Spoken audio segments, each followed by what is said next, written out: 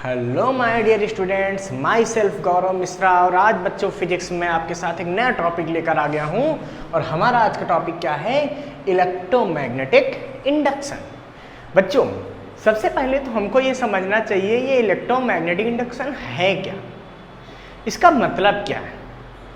बच्चों होता क्या है कि मैग्नेटिक फील्ड की वजह से इलेक्ट्रिक करंट का प्रोडक्शन करना, यही कहलाता है electromagnetic induction. Means generating of electric current due to magnetic field. अब वो कुछ भी हो सकता है, चेंज इन मैग्नेटिक फील्ड करें या किसी कंडक्टर का मोशन करा दें, बट कुल मिला के क्या है निष्कर्ष, उसका कंक्लूजन ये है कि मैग्नेटिक फील्ड की वजह से अगर हम कहीं पर इलेक्ट्रिक करंट प्रोड्यूस कर देते हैं तो ये फिनोमिना कहलाता है इलेक्ट्रोमैग्नेटिक इंडक्शन। अब बच्चों आपको पता है सबसे पहले ओस्टेड जी ने एक बात हमको बताई थी कि अगर कहीं पर इलेक्ट्रिक करंट फ्लो होती है, किसने बताया था बच्चों? ओस्टेड जी ने। अच्छा क्या बताया था? ओस्टेड एक्सपेरिमेंट में क्या बताया गया था? If there is current in a wire, ठीक है, then it produce a magnetic field around it. अगर किसी वायर में करंट फ्लो होती है तो वो वायर अपने चारों तरफ एक मैग्नेटिक फील्ड प्रोड्यूस कर देता है। इसका मतलब अगर हम इससे मोटी मोटी बात समझें, इनका एक कंक्लूजन निकालें तो ये पता चला था कि अगर किसी वायर में करंट फ्लो होती है तो इस वायर के चारों तरफ एक मैग्नेटिक फील्ड प्रोड्यूस हो जाती है। कैसे? मैंने बताया था ना, इधर क्रॉस, इधर डॉट और ऐसे ऐसे पूरा। अगर ये स्ट्रेट वायर है तो ऐसे मैग्नेटिक फील्ड चारों तरफ बनेगी। इस तरीके से कहीं भी बना सकते थे। ये ओस्टेड एक्सपेरिमेंट था, ठीक है। अब बच्चों ओस्टेड एक्सपेरिमेंट का जस्ट अपोजिट हमारे यहाँ इलेक्ट्रोमैग्नेटिक इंडक्शन में यूज होता है। क्यों? क्योंकि इन्होंने बताया था इलेक्ट्रिक करंट से मैग्नेटिक फील्ड जनरेट होती है। अब इलेक्ट्रोमैग्नेटिक इंडक्शन क्या कहता है? मैग्नेटिक फील्ड से इलेक्ट्रिक करंट प्रोड्यूस होगी। अच्छा, इसको सबसे पहले किसने बताया? तो सबसे पहले हमारे पास एक साइंटिस्ट का नाम है फैराडेज, ठीक है, एक्सपेरिमेंट। फैराडे जी ने सबसे पहले इस पे डिस्कशन किया था कि हाँ भाई अगर कहीं मैग्नेटिक फील्ड है तो उस मैग्नेटिक फील्ड की वजह से इलेक्ट्रिक करंट पॉसिबल है। बच्चों अगर मैग्नेटिक फील्ड की वजह से इलेक्ट्रिक करंट पॉसिबल ना होती तो आपके घरों में जो एसी आ रही है ये कहाँ से आ रही है? ये सब इसी इलेक्ट्रोमैग्नेटिक इंडक्शन की तो देन है। यही बेस है कहीं पर भी करंट प्रोड्यूस करने का। तो इसका मतलब ये हुआ कि हमारे पास बहुत बड़ा सोर्स मिल गया इलेक्ट्रोमैग्नेटिक इंडक्शन से। अगर ये चैप्टर ना होता, फैराडे जी ने ऐसा आइडिया ना दिया होता, तो हो सकता है कि हमको आज जो सुविधाएं इलेक्ट्रिसिटी से मिल रही हैं वो कम मिल रही होती, क्योंकि डीसी करंट में उतना ज़्यादा पावर नहीं, उतना ज़्यादा उसमें सुविधा नहीं, ठीक है। तो हम लोगों को एसी की ज़रूरत थी और एसी किससे मिली? फैराडे एक्सपेरिमेंट की हेल्प से। बच्चों फैराडे जी के एक्सपेरिमेंट को पढ़ने से पहले हमको यहाँ एक डेफिनेशन पढ़नी पड़ेगी। वो है डेफिनेशन किसकी? मैग्नेटिक फ्लक्स की। मैग्नेटिक फ्लक्स है क्या? तो बच्चों मैग्नेटिक फ्लक्स क्या है? अगर किसी सरफेस से, मान लिया ये एक सरफेस है, ठीक है, अच्छा, मैग्नेटिक फील्ड लाइन पास हो रही हूं ये, या फिर ऐसा,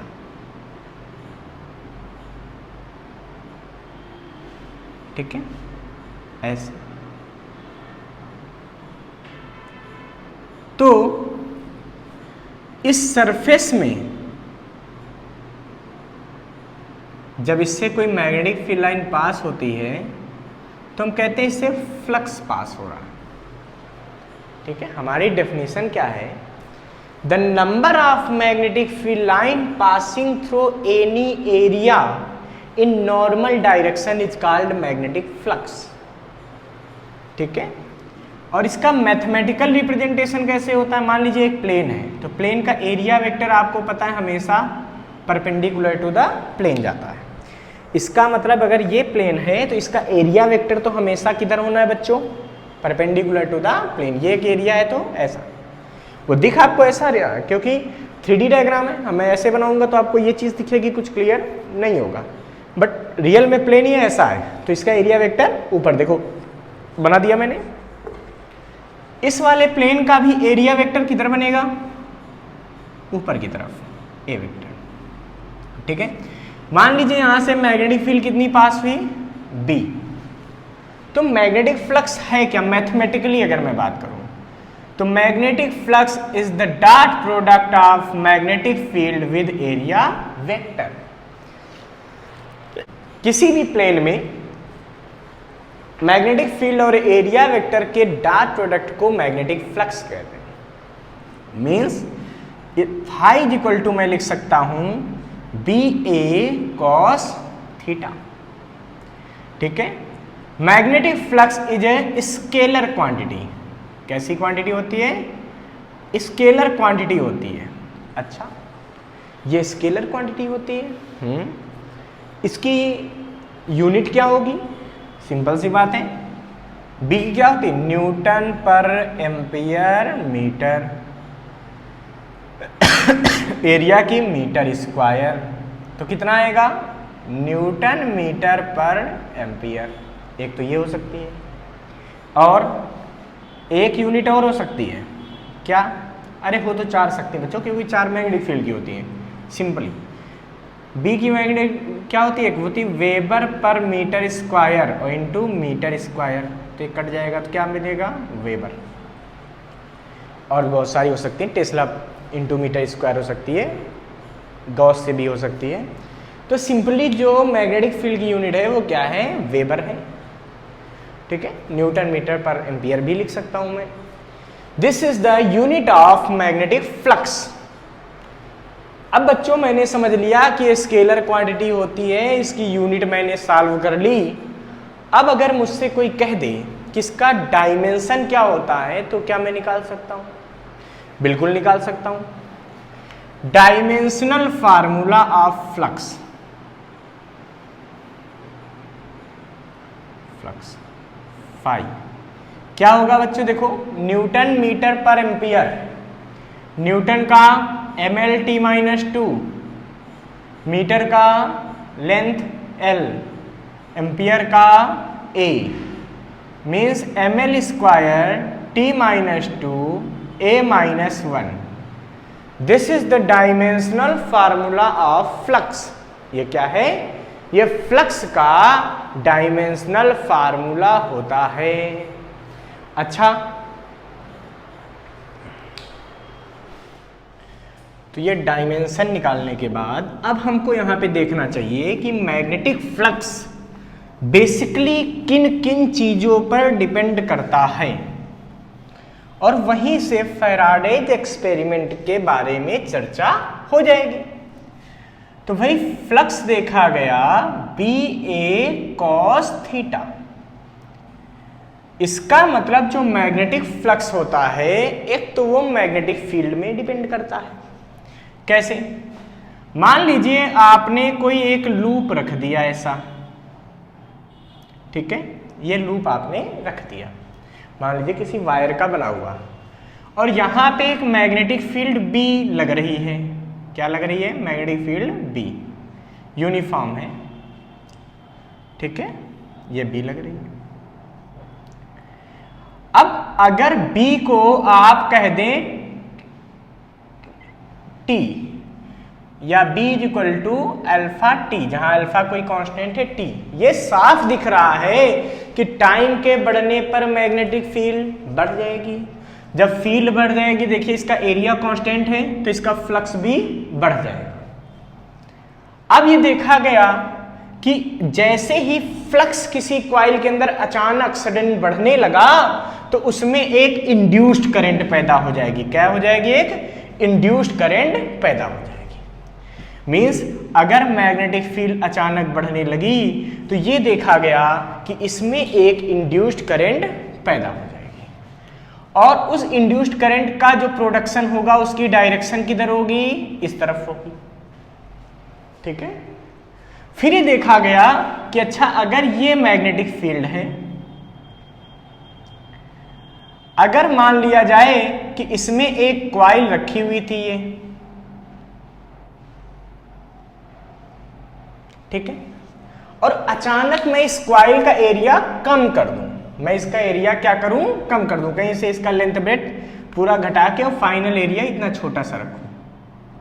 तो बच्चों जब एरिया कम हो जाएगा तो भी तो क्या होगा, फ्लक्स क्या होता है, बी ए कॉस थीटा। एरिया कम हो गया तो फ्लक्स डिक्रीज हो गया। या आप अपनी डेफिनेशन उससे भी समझिए कि the number of magnetic field line passing through unit area in normal direction. तो क्या हुआ कि जैसे एरिया घट गया तो उससे number of magnetic field line, पहले अगर 10 पास हो रहे थे, 10 पास हो रहे, तो अब क्या होंगे, 4 पास होंगे या कुछ कम पास होंगे।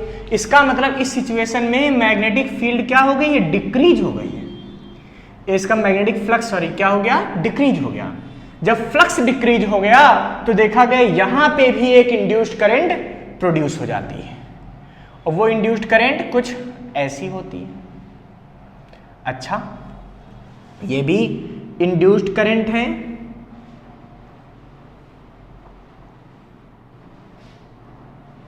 और ये भी इंड्यूस्ड करंट है। फिर देखा गया थीटा पे, ठीक है, मीन्स अगर कोई मैग्नेटिक फील्ड ऐसे बनी हुई है और उसमें कोई एक कॉइल रखी हुई है और इस कॉइल को इस एक्सिस के अबाउट रोटेट करने लगो। अगर रोटेट करोगे, सोचो अभी इसका एरिया वेक्टर देखो, ठीक है, नॉर्मली ये मैग्नेटिक फील्ड है, मान लेते हैं अंदर ही एरिया वेक्टर है। जैसे जैसे जब इसको रोटेट करेंगे तो जो एरिया वेक्टर है क्या उसका एंगल भी लगातार चेंज होगा। मैग्नेटिक फील्ड तो फिक्स है अंदर की तरफ, लेकिन एरिया वेक्टर कॉइल का क्या होगा, कॉइल के प्लेन के साथ साथ चेंज होगा। इसका मतलब मैग्नेटिक फील्ड के साथ साथ एरिया वेक्टर लगातार अलग अलग एंगल बनाएगा, और जब थीटा वेरी करने लगेगा तो फाई भी चेंज होने लगेगा। इसका मतलब इस सिचुएशन में भी फ्लक्स चेंज हो जाता है, और फ्लक्स चेंज होने पे यहां पे भी एक इंड्यूस्ड करंट पैदा हो जाती है। इसी कंक्लूजन से, इन्हीं कंक्लूजन से फैराडे जी ने अपना एक्सपेरिमेंट बताया। फैराडे जी ने बताया क्या कि जब किसी कॉइल के फ्लक्स में चेंज होता है, जब किसी कॉइल के फ्लक्स में चेंज होता है, देखिए 3 तरीके से मैंने बताया, बी को चेंज करके, ए को चेंज करके और थीटा को चेंज करके। तो इन्होंने कहा whenever flux change through a coil then an induced EMF produced। क्या बताया इन्होंने, induced EMF produced। अच्छा, produced and the value of induced EMF is minus delta phi upon delta theta t. Faraday's experiment कहता है कि अगर किसी coil में मैग्नेटिक फ्लक्स में चेंज होता है तो उसमें एक इंड्यूस्ड ईएमएफ प्रोड्यूस होती है, और उस इंड्यूस्ड ईएमएफ की value delta phi upon delta t के इक्वल होती है। Means the induced EMF is equal to negative rate of change of magnetic flux. बच्चों अगर यहां पे एक कॉइल है तब तो ये ठीक है, अगर नंबर ऑफ टर्न n है, अगर इसमें नंबर ऑफ टर्न कितने हैं, n है, तो यही ईएमएफ क्या हो जाएगा, is equal to minus n delta phi upon delta t. तो फैराडेज फर्स्ट लॉ इसको बोलते हैं, इसको क्या बोलते हैं, फैराडेज फर्स्ट लॉ।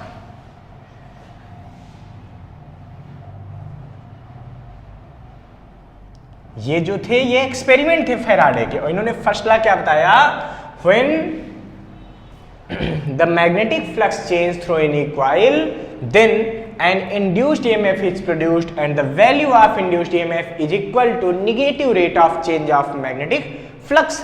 अब बच्चों यहां पे एक बात आपको समझ में आनी चाहिए, क्या कि जो मैग्नेटिक फ्लक्स का रेट है वो ईएमएफ के बराबर क्यों लिया गया? हम यहां पे करंट से इस लॉ को क्यों डिफाइन नहीं कर रहे बच्चों? क्योंकि आपको पता होना चाहिए कि अगर इस कॉइल को मैं थोड़ा सा कहीं ब्रेक कर दूं, कोई कॉइल ऐसी है, ऐसे मैग्नेटिक फील्ड फ्लो रही, और अगर उस कॉइल को मैं क्या कर दूं, ब्रेक कर दूं, तब फ्लक्स में चेंज करने पर भी उसमें करंट जीरो रहेगी। क्यों? क्योंकि ओपन सर्किट में करंट फ्लो नहीं होती, ओपन सर्किट का रेजिस्टेंस इनफाइनाइट, तो करंट फ्लो नहीं होगी। इसका मतलब करंट हर सिचुएशन में जनरेट नहीं होती, लेकिन ईएमएफ तो हर जगह होता है। तो इसलिए इन्होंने कहा ईएमएफ के टर्म में अपना ला दिया। This is Faraday's first law. And what is second law? Second law ये कहता है इंड्यूस्ड ईएमएफ और induced current always opposes the cause by which it is generated. Induced EMF या इंड्यूस्ड करंट जो भी करो, वो उस कॉज का अपोज करती है जिसकी वजह से वो जनरेट हुई है। अच्छा, ये लेंज लॉ भी है, आपने सुना होगा, 10th में आपको हो सकता पढ़ाया गया हो, लेंज लॉ भी इसको बोलते हैं। ठीक है, तो फैराडे सेकेंड लॉ जो है वही लेंज लॉ भी है। और फैराडे का जो फर्स्ट लॉ होता है, ठीक है, जो फर्स्ट लॉ होता है इसको न्यूमैन्स ने एक्सप्लेन किया था, तो इसको न्यूमैन्स लॉ भी कहते हैं। ठीक है, फैराडे का फर्स्ट लॉ न्यूमैन्स लॉ भी कहलाता है। अच्छा, अब बात आती है कि इस लॉ को पहले यहां देखा जाए, क्या ये सही है? बच्चों देखिए, हमने बताया जब यहां पर टाइम के बढ़ने के साथ साथ मैग्नेटिक फील्ड बढ़ रही, तो मैंने कहा था करंट ऐसे फ्लो होगी, महसूस कीजिए जैसे क्यों हुई।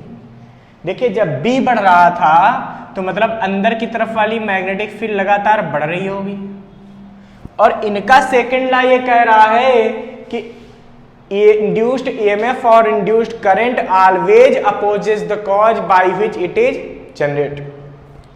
तो जब अंदर की तरफ मैग्नेटिक फील्ड बढ़ रही है तो ये कैसी करंट फ्लो करना चाहेगा कि करंट मैग्नेटिक फील्ड अंदर की तरफ जनरेट ना हो। इसका मतलब ये ऊपर की तरफ मैग्नेटिक फील्ड जनरेट करेगा। भाई अंदर की तरफ बढ़ने की वजह से जनरेट हुआ, लेकिन ये तो अपोज करेगा ना, तो ये चाहेगा भैया अंदर की तरफ ना हो, इसका मतलब ये तो चाहेगा ऊपर की तरफ। तो ये क्या करेगा, ऐसी करंट प्रोड्यूस करेगा कि मैग्नेटिक फील्ड ऊपर की तरफ हो। अच्छा, ऊपर की तरफ मैग्नेटिक फील्ड प्रोड्यूस करना, तो मैंने क्या बताया था, हमेशा क्या करना है, क्लॉकवाइज में सॉरी एंटी क्लॉकवाइज में करंट को फ्लो करना है। इसका मतलब यहाँ पे एंटी क्लॉकवाइज हो गया। यहाँ पे देखिए, यहाँ पे एरिया रिड्यूस किया गया था, एरिया रिड्यूस हुआ, इसका मतलब यहाँ पे फ्लक्स रिड्यूस हुआ। तो फ्लक्स अंदर की तरफ रिड्यूस हुआ तो करंट तो उस चीज का अपोज करेगी जिसकी वजह से ये जनरेट हुई है। ये जनरेट हुई है फ्लक्स के रिड्यूस होने की वजह से, तो ये फ्लक्स को रिड्यूस होने से रोकेगी, उसको बढ़ाएगी। बढ़ाएगी मतलब अंदर की तरफ जो मैग्नेटिक फील्ड है और उसको स्ट्रांग करना चाहेगी। तो ये ऐसे करंट फ्लो होगी कि अंदर की तरफ मैग्नेटिक फील्ड प्रोड्यूस हो। और अंदर की तरफ मैग्नेटिक फील्ड कैसे प्रोड्यूस होती है किसी कॉइल में, जब उसमें क्लॉकवाइज में करंट फ्लो होती, तो यहाँ पे क्लॉकवाइज में। ठीक है, अगर इस बात को आप देखें, ठीक है, तो आपको इन एग्जाम्पल्स से ज्यादा ये बात समझ में आती है। अगर कि मान लेते हैं कि कोई एक वायर है, ऐसे क्वेश्चन अक्सर आ जाते हैं, एक यहां पे रख देंगे और एक यहां पे रख देंगे।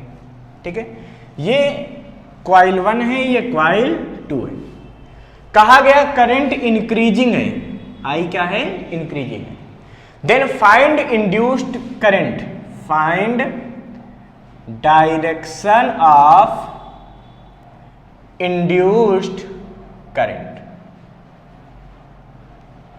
कैसे, तो देखिए यहां से देखिए, यहां पे मैग्नेटिक फील्ड किधर हो रही है, इनसाइड क्रॉस में। अब जब करंट बढ़ेगी, भाई वायर की वजह से कहीं पर मैग्नेटिक फील्ड क्या होती है, V = μ0/2π/I/R। मीन्स करंट के बढ़ने से यहाँ की मैग्नेटिक फील्ड भी क्या होगी, इंक्रीज होगी। मैग्नेटिक फील्ड किधर की तरफ इंक्रीज होगी, अंदर की तरफ। तो यहाँ इंड्यूस्ड करंट क्या चाहेगी, अरे भाई अभी तो पढ़ा, इंड्यूस्ड करंट हमेशा उस काज का अपोज करेगी जिससे वो प्रोड्यूस हुई है। तो वो क्यों प्रोड्यूस हुई? क्योंकि मैग्नेटिक फील्ड अंदर की तरफ प्रोड्यूस हो गई, बढ़ गई, इंक्रीज हो गई। जब अंदर की तरफ मैग्नेटिक फील्ड इंक्रीज होगी तो ये क्या चाहेगा? ये चाहेगा कि मैग्नेटिक फील्ड उसके उल्टा पैदा कर दे, उसके अपोजिट फ्लो कर दे, ताकि वो जो चेंज हो रहा है वो रुक जाए। तो ये प्रोड्यूस हुई है अंदर की तरफ मैग्नेटिक फील्ड इंक्रीज होने की वजह से। तो जो इंड्यूस्ड करंट होगी वो चाहेगी कि आउटसाइड मैग्नेटिक फील्ड प्रोड्यूस कर दे। अब बाहर की तरफ मैग्नेटिक फील्ड कौन प्रोड्यूस करता है? बाहर की तरफ मैग्नेटिक फील्ड के लिए हमको पता है एंटी क्लॉकवाइज। जब करंट फ्लो कर देंगे तो वो क्या होगा? बाहर की तरफ प्रोड्यूस कर देगा। सेम ऐसे अगर यहां पे बात की जाए, अच्छा सोचो, अगर करंट ना चेंज हो रही तो क्या यहां कोई इंड्यूस्ड करंट होती? नहीं। क्यों? क्योंकि फ्लक्स चेंज की वजह से ही प्रोड्यूस होती है। इस करंट की वजह से यहां पे मैग्नेटिक फील्ड किधर है? अपवर्ड, बाहर की तरफ। जब मैग्नेटिक फील्ड, जब करंट इंक्रीज हो रही है तो मतलब यहां भी मैग्नेटिक फील्ड इंक्रीज होगी। जब मैग्नेटिक फील्ड इंक्रीज होगी इसका मतलब फ्लक्स भी इंक्रीज होगा इससे पास होने वाला। तो ये क्या चाहेगी? कि फ्लक्स इंक्रीज ना हो, मतलब डिक्रीज हो। मतलब ये ऐसे करंट फ्लो करना चाहेगी कि ऊपर की तरफ आने वाला फ्लक्स कम हो जाए, मतलब ये अंदर की तरफ मैग्नेटिक फील्ड जनरेट करेगी। और इनवर्ड मैग्नेटिक फील्ड कैसे जनरेट हो सकती है? आपको पता है, आउटवर्ड के लिए एंटी क्लॉकवाइज और डाउनवर्ड के लिए क्लॉकवाइज। इसका मतलब यहाँ पे मैग्नेटिक फील्ड कैसी प्रोड्यूस करेगी? ऐसे। देखो ना, अब ऐसे भी तुम समझ सकते हो। अगर देखो तो क्या होता है, करंट डायरेक्शन में शुरू रखा, फिंगर्स को कर्ल्स किया, तो यहाँ से मैग्नेटिक फील्ड अंदर, इस वजह से। क्या मेरी बात समझ में आ रही है? तो इस तरीके से आप देख के बता सकते हो, ठीक है। इसको बच्चों मैग्नेट से भी देख कर आना चाहिए, क्योंकि इसके बहुत सारे क्वेश्चन बनते हैं। जैसे मान लीजिए कि आपसे कहा जाए कि एक मैग्नेट है, ठीक है, ये नॉर्थ साउथ, ये कॉइल है, ये ठीक है, ये है south north, north south, south north, ठीक है बच्चों। सपोज करो ये मैग्नेट पास आ रहा था और ये मैग्नेट इससे दूर जा रहा था, ये मैग्नेट पास आ रहा था, ये इससे दूर जा रहा था, और आप इस तरफ बैठे हैं, हर उसमें आप इसी साइड बैठे हैं, ठीक। आप वॉच इसी साइड से कर रहे हैं,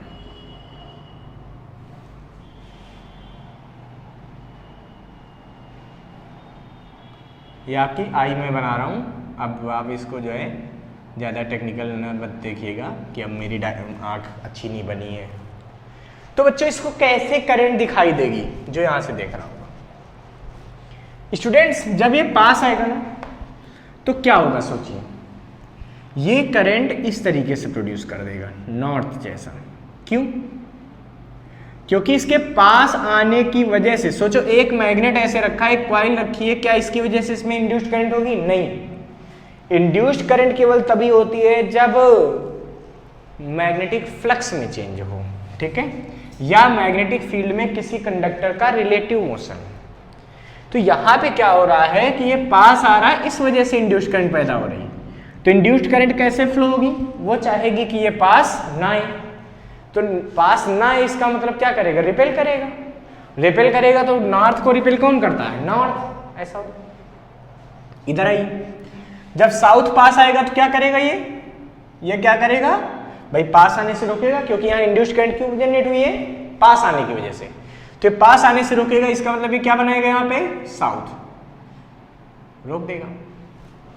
सेम ऐसे अगर ये नॉर्थ दूर जा रहा, अब कोई पूछे यहाँ पे क्या होगा, तो भाई इसके दूर जाने की वजह से फ्लो हो रही ना, तो हमने कहा ना ये कॉज का अपोज करेगी, तो इसके फार होने की वजह से, डिस्टेंस ज्यादा होने की वजह से जनरेट हो रहा है, तो ये उसकी डिस्टेंस को ज्यादा नहीं होने देना चाहेगा। इसका मतलब दूर जाने से रोकेगा। रोकेगा इसका मतलब ये इसको अट्रैक्ट करेगा। अट्रैक्ट करेगा तो क्या हो जाएगा? यहाँ साउथ बनाएगा तभी तो अट्रैक्ट कर पाएंगे भाई साहब, बोलिए। और करंट फ्लो करना कितना सिंपल है। अगर ये मान लीजिए कि इसके पास आ गए, ये भी चलिए दूर चलेगी, जब ये दूर जाएंगे तो क्या होगा, दूर जाएंगे तो यहाँ मैग्नेटिक फ्लक्स डिक्रीज होगा। इसका मतलब क्या हुआ कि ये साउथ जो है जब दूर जाता है तो ये क्या चाहेगी कॉइल, इंड्यूस्ड करंट, कि ये दूर ना जाए। दूर ना जाए मतलब रोकेगी, रोक कौन सकता है साउथ को, नॉर्थ। तो यहाँ पे मैग्नेटिक फील्ड कुछ इस, इलेक्ट्रिक करंट कुछ ऐसी फ्लो हो जाएगी। ये हो गए बेसिक करंट की डायरेक्शन को निकालना, ठीक है। अब बच्चों यहाँ पे हम बात करते हैं कि किसी कॉइल से, ठीक है, हमने बताया कि अगर किसी कॉइल में मान लीजिए कि 5 फ्लक्स चेंज हो रहा हो,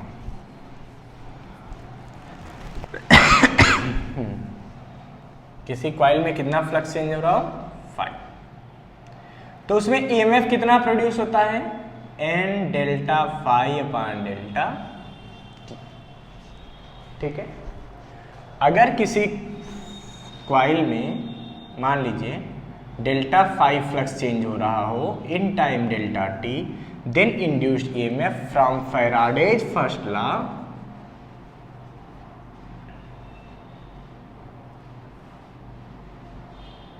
हम क्या करने जा रहे हैं, हम इंड्यूस्ड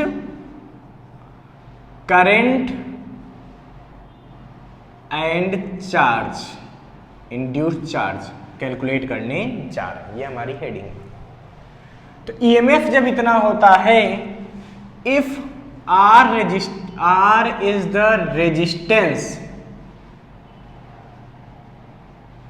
ऑफ कॉइल, अगर कॉइल का रेजिस्टेंस R हो तो करंट कितना होगा, E upon R, N upon R delta phi upon delta T। तो उस समय इंड्यूस्ड करंट का फार्मूला क्या बनेगा, minus n upon r delta phi upon delta t. अच्छा, अब देखिए हमने सोचा डेल्टा टी टाइम में डेल्टा फाई फ्लक्स चेंज हुआ और उसकी वजह से इतनी करंट प्रोड्यूस हो गई, ठीक है। So the value of displaced charge, charge कितना हो जाएगा, इंड्यूस्ड चार्ज कितना प्रोड्यूस होगा, Q इज इक्वल टू, तो Q इज इक्वल टू क्या होता है, आई टी, तो यहाँ आई डेल्टा टी, क्यों, क्योंकि यहाँ कितनी देर तक वो काम हुआ है, डेल्टा टी तक करंट हुई है। तो Q आई कितना आया, n upon r delta phi upon delta t into delta t, ये कैंसिल। Q इज इक्वल टू क्या आ गया, minus n upon r delta phi. इसका मतलब ये हुआ, ध्यान से देखिए, तो the value of induced charge is independent, the value of induced charge is independent to the time. तो क्या निकला main conclusion, Q is independent from delta t. It means time के बढ़ने से Q पे कोई चेंज नहीं पड़ेगा।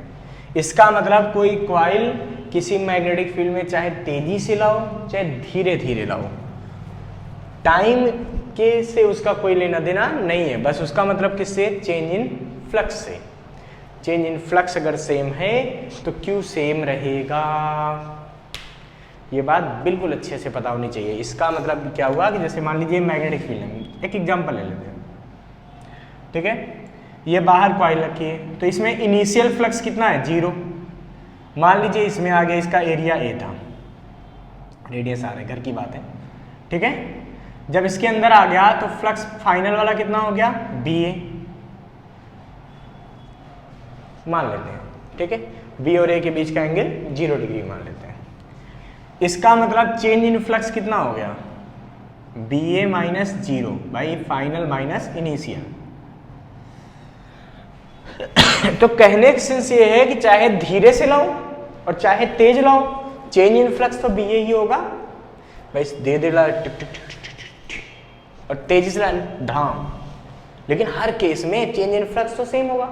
और जब चेंज इन फ्लक्स सेम होगा तो इसका मतलब है चार्ज भी सेम होगा।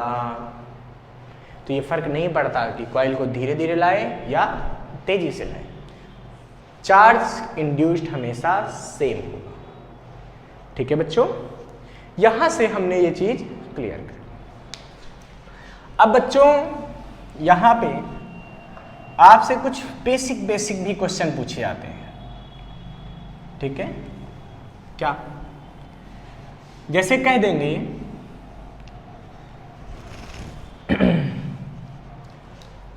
The value of flux is 8t² minus 2t plus 10, ठीक है, weber, then find the induced EMF